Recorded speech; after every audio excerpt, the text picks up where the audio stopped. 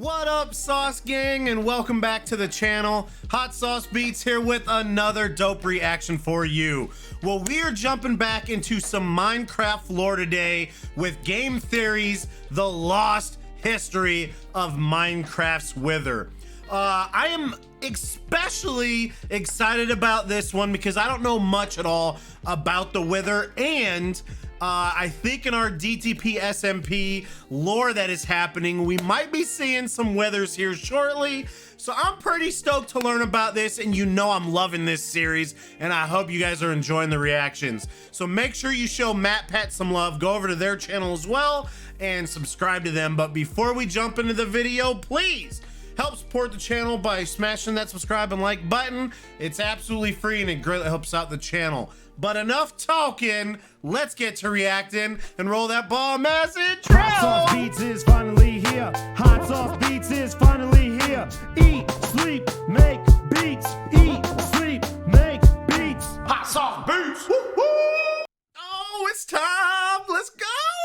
Here's a mini theory to start things off. Endermites. What are they? They're the smallest hostile mob in the game, and they're one of the very few creatures to possess the moniker of Ender. But to me, the weirdest detail about them is that they don't get along with the Endermen. When confronted with each other, they just attack. It's a strange little detail to include since so many of the other spawns in the end aren't hostile towards one another. But now, consider that. Now, maybe I didn't know this because I've never been to the end, but I didn't know that they, I didn't know that they fight each other or dislike each other. Endermites Hiccups are actually silverfish, the obnoxious little gray bugs that bother you up in the overworld. What if Endermites are just silverfish who went through an end portal, or ate themselves a bunch of chorus fruit when they were out there in the end, or whatever? The proof here is actually surprisingly substantial. In the pudding. Cue up the checklist. Point number one, both Endermites and silverfish are small. In fact, they're both so small that they'll suffocate to death in the sinking depths of soul sand. They're the only two hostile mobs where this sort of thing happens. Speaking of their size,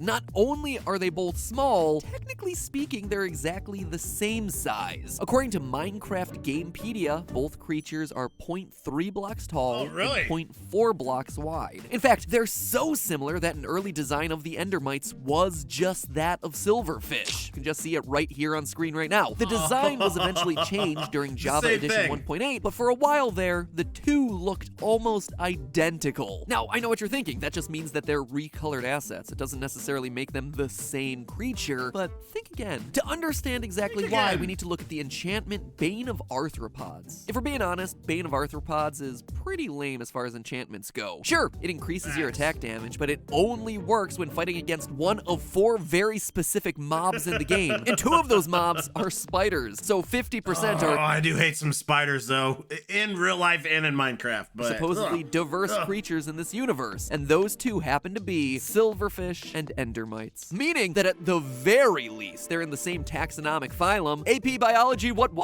But here's the kicker. The only way to get to the end is through portals that are hidden in strongholds deep underground, right? No big surprise there. But look into how strongholds are generated, and you notice something interesting. They always have to have a portal room. That makes sense since they're the primary place that you find the portal to the end game. But the 2 features required of that portal room, obviously the portal, but also a silverfish spawner. Ladies and gentlemen, I don't know about you, but this to me reads like the criminals returning to the scene of the crime. So why don't Endermen and Endermites get along? Well, if my last theory was correct about Endermen being an ancient race of builders, then one of their old foes would have been the silverfish. Silverfish who are in the perfect position to leap through end portals at the same time as these ancient builders. And so now, hundreds of generations and 1 end portal later, that battle is still being waged. New names, new faces. They're just sweeping them with some brooms. But hey, that's just a theory. A mini theory. And I'm just getting started.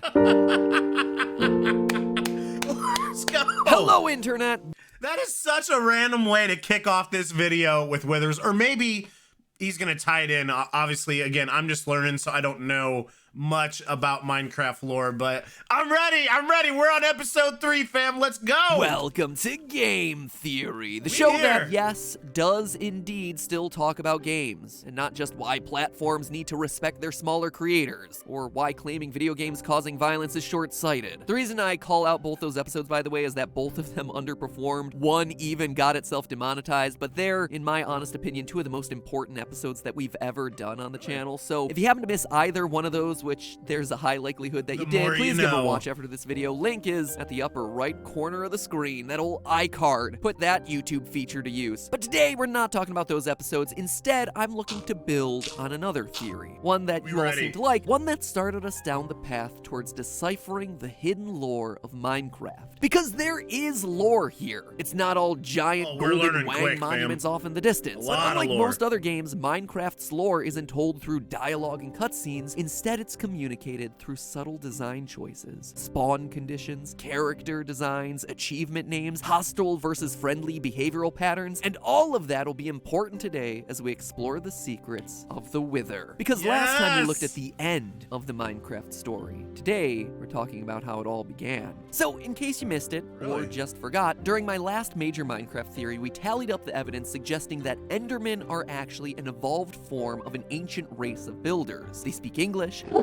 they're able to hold rudimentary blocks. It would explain why strongholds are called strongholds in the first place, and why mysterious structures like underwater monuments and old mine shafts are left abandoned, dotted around the overworld, when no other living creature in this universe has neither the ability to mine nor craft. The theory also explains the origins of end cities, and why they contain abandoned chests full of supplies totally inappropriate for life in that hostile purple environment. There's obviously a lot more, but you should just go watch that theory if you're interested. Link is in the didgeridoo. We watched it, Matt. Anyway, one key element I was speculating about in that theory was what motivated this ancient race of people to wind up in the end in the first place. They seemed like they were. Let me guess. So, this is just a guess, but withers came upon us, and they couldn't defeat the withers, so they had to run to the end. To it, but why? Curiosity? An accident? Maybe the I ultimately conclude that it was to escape something. Some big threat that existed out there in the overworld. Now, obviously, the overworld is populated with zombies and creepers and skeletons, but that just doesn't seem like enough to warrant building out a massive underground fortress deep down near the bedrock. No, after doing the research, it's my belief that these ancient builders accidentally summoned the Wither, which proceeded then to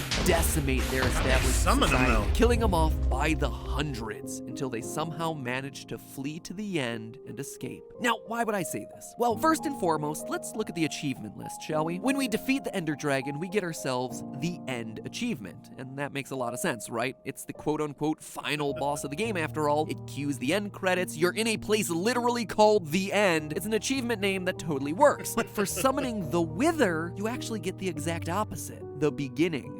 Question mark. And then after its defeat, you get yourself the beginning again, but this time it's with a period. It's a definitive statement that directly parallels how the Ender Dragon achievements are handled, but with one problem. The Wither can be summoned at any time, and it very often happens after the dragon has been killed. It's not the beginning of really anything in this game. I was tempted to think that maybe it's the beginning of a new adventure post-Ender Dragon, but again, that doesn't make a whole lot of sense since summoning and defeating the Wither is completely optional in the story. And if and when you do it, nothing much comes of it, really. It gives you a nether star, which, for as special and unique as that item is, just allows you to build a beacon that shoots lame buffs into the surrounding area. It's not all that cool, or all that meaningful. But what if the Wither is the beginning in a different way? What if it's the beginning of the story for the ancient builders that started all this in motion in the first place? Look for a moment at the strongholds. They're buried super deep underground, like absurdly deep, and with literally no trace of their existence on the surface. They're like bomb shelters or safety bunkers. But they're defending against what? Zombies?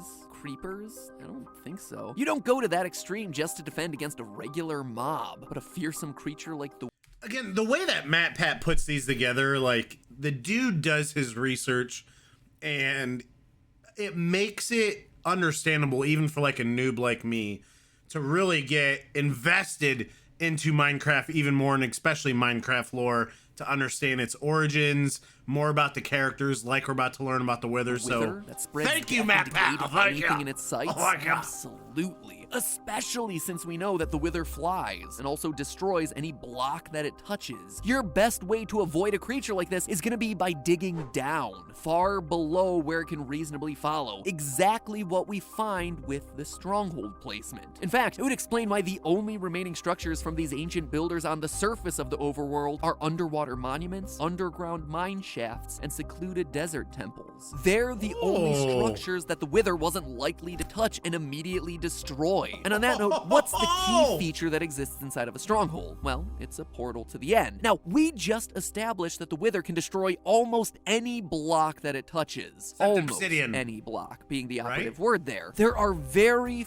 few exceptions to things that it Bedrock can and destroy. obsidian? Those exceptions include bedrock, command blocks, extended pistons, and end portal blocks and end portal frames. I don't know about you, but if my society is being decimated and I'm trapped in my underground bunker running away from this terrible beast that destroys everything it touches, I'm making sure that I'm building that last-ditch escape effort using supplies that are going to be witherproof. We also can be sure that the Wither was known by the ancient builders. If you look close. So chat, so Withers can blow up obsidian? I thought obsidian was essentially like blast proof. At the chiseled red sandstone that was used as decorations in ancient buildings like desert temples and underwater ruins, you'll notice a hieroglyphic that clearly depicts the Wither. Straight body, 3 skeletal heads. So whoever created these structures in the first place certainly knew that this thing existed. But how? Or maybe more importantly, why? Why would anyone intentionally try to summon this thing in the first place? Well, let's look at how it's built, shall we? The Wither requires 2 very interesting ingredients in order to be summoned. The first is soul sand, found throughout the Nether. Sand that's relatively unremarkable in every way. Oh yeah, except for it being composed of the souls of the damned. It's well known at this point that if you look at the pattern on soul sand close enough, you'll notice screaming faces staring right back at you. It's also why you get sucked down a bit when you're walking across it, almost like the lost souls are pulling you down into them, violently getting you to join them. Yes, ladies and gentlemen, this is me talking about Minecraft. Kid-friendly, brand approved. So ingredient number 1, 4 cubic meters of damned souls. Check mark there. Secondly, you need 3 withered skeleton heads. But why these particular heads and not just any skeleton head? Well, to understand that, we need to find out what makes the wither skeleton so different from its brethren. You see, wither skeletons are exclusive to nether fortresses. This is worth noting because think about how crazy this is. We're basically in Minecraft's equivalent of HE double toothpicks, a world of ghasts and blazes, where everything is set on fire and nothing can build. Heck, most of the enemy spawns here don't even have arms, and yet somehow there are fortresses here that are being supervised by large cursed skeletons. Fortresses, mind you, that contain chests full of gold and diamonds and iron, saddles and horse armor. All materials that aren't found down in the Nether naturally. Supplies that had to have been brought down there and left by the original people who constructed these things in the first place. The end city chests function much the same way, and wouldn't you know it, they also contain the same sorts of loot. Iron and gold and diamonds and horse armor and saddles. Almost like it's the same people carrying their major supplies from place to place. So using this information, let me tell you a little story. An ancient race of builders descends into the Nether to harvest its resources. They construct fortresses down there to defend against the hostile environment and store their supplies. But over time, as is natural, some of their ranks die. The Nether is a dangerous and violent environment after all. So they bury their dead in the ground, but they don't realize that this place works differently than the overworld they're used to. What little soft ground there is actually sucks the soul out of the dead bodies, giving rise to soul sand, and leaving these bodies as just an undead husk of what they once were. It produces a wither skeleton, an aggressive, charred group of bones that, as an undead, lives on to complete the purpose it was given when it was alive: defend its fortress. Seeing all this, the Ancient Ones start to piece together an idea. If soul sand does indeed contain lost souls and somehow gives rise to the skeletons of the dead, maybe there's a way to combine the two and bring their dead friends back to life. These builders were a proud people. I mean, they were builders after all. Whatever they dreamed came into being from their very hands. They had conquered the earth, they had conquered the realms of heck. Now they would conquer the one thing impossible to any man: death. They would build life itself.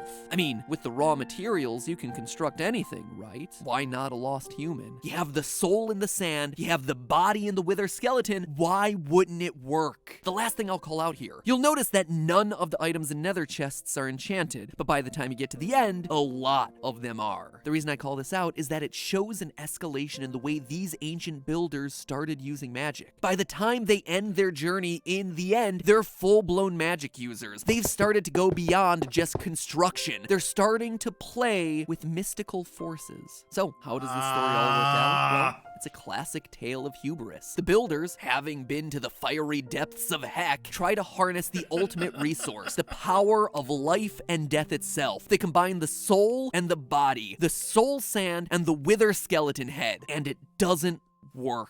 But by this point, they're obsessed. There has to be a way to make it work. Like so many other fictional characters before them, like Dr. Frankenstein, like the Elrics. They're convinced that they have the right ingredients, and so they start going down darker, more supernatural paths in their quest to crack the mystery. Magic, I think I know how this is gonna end. Maybe they go to the witches, already outcasts from society, for their use of soul sand to concoct awkward potions and strange brews. And that's when they stumble upon it. They finally manage to create something, but it wasn't what they expected. Instead of bringing new life to a dead friend, they create a hideous and destructive beast. One out to punish them for tampering with the laws of nature itself. They make the Wither, an unstoppable force. A beast that, as we know, destroys the blocks that it touches and curses anything that gets in its way with decay. Gone overnight are the great buildings that this ancient race once constructed. The only things that remain standing are temples far out into the deserts, mine shafts hidden deep underground, monuments under the water. Gone are all the people of this once great society, one by one consumed by the Wither, a disease literally eating them away from the inside. Friends, neighbors, dead, decayed, or worse, brought back to life in the form of skeletons and zombies, the living undead that roam the landscape to this day. So for their own protection, the remaining ancient people hide underground, deep underground, down. And another thing that MatPat really does well is I have yet to hear one of his theories that was like, this doesn't make sense. I think all of them make sense. Like, I 100% see the method to the madness and agree with this theory about how the Withers came about. Like, it makes sense, especially when you connect the dots between, you know, like the end accomplishment, the beginning, and then essentially, you know, soul sand is, you know, the sand of, you know, the death, the soul got sucked into it. And then essentially what happens when you combine that with the wither skulls. I mean, it makes sense. Near the bedrock, it really does. Fortified bases called strongholds, far below where the flying wither will be able to reach, with no trace of their existence on the surface. And it's there that they plan their escape. They've hopped to different realms before using portal technology. Why not again? But this time, the portal has to be made to be witherproof, which is why end portal blocks are literally the only block type outside of bedrock immune to the wither's attacks. And from there, we know the rest. They managed to make the portal and hop to the end, but it's a one-way trip. They don't realize that the portal won't be accessible behind them. And what awaits them on the other side is something else, something completely unexpected, something that may have even been worse, the Ender Dragon. But hey, that's just a theory. A game theory! Thanks for watching. And hey, before you disappear off into the nether, I need to tell you that this episode was made possible by our sponsor, Honey, who's doing everything they can to help us. Good job, Honey. Good job, Honey. All right, let me bring you in, please, Spotify. Daily shampoo. Dang ads. Okay. MatPat, you're selling me. I'm sold. You're a salesman and you are doing a heck of a job. Hold on. Wait. Was this 2 minutes? Oh, yeah. It's just a 2-minute ad read. Okay. I completely agree with this. Again, with the first one about the Endermen being us. And then the music discs, the haunted discs, 11 and 13. I think so far he's been pretty on point. And I am really fully invested and have bought in to this whole, you know, like the ancient civilization and why, you know, kind of where some of these things are in regards to far away or deep below the ground, the surface, where withers can't get. I mean, what do you guys think? Chat, let me know in the comments. Like, because I feel like out of the 3 videos we've watched so far, this one is definitely more of an idea and a theory, a formulated theory. I think he has hit the nail on the head. I definitely agree with this, and I am enjoying these videos, and I can't wait to do more. So let me know, guys, if you agree with his theory, and how much you're enjoying reacting to this series. I love it. And then, of course, you know what we got to do next. We're doing more Minecraft Unsolved, so make sure you got that notification bell hit. But if you're enjoying this, please help support the channel by smashing that subscribe and like button. It's absolutely free and it greatly helps out the channel. And again, make sure you support Game Theory, Matt Pat, by hopping over to his channel, smashing that like button. The link for the video will be in the description. And I hope you enjoy the rest of your day. And remember, it's eat, sleep, and make beats. And as usual, be kind to one another. And that's all I got. Boom! I'm out! Got number love for the Sauce Gang. Peace out, fam. Merry Christmas. Love ya. Boom!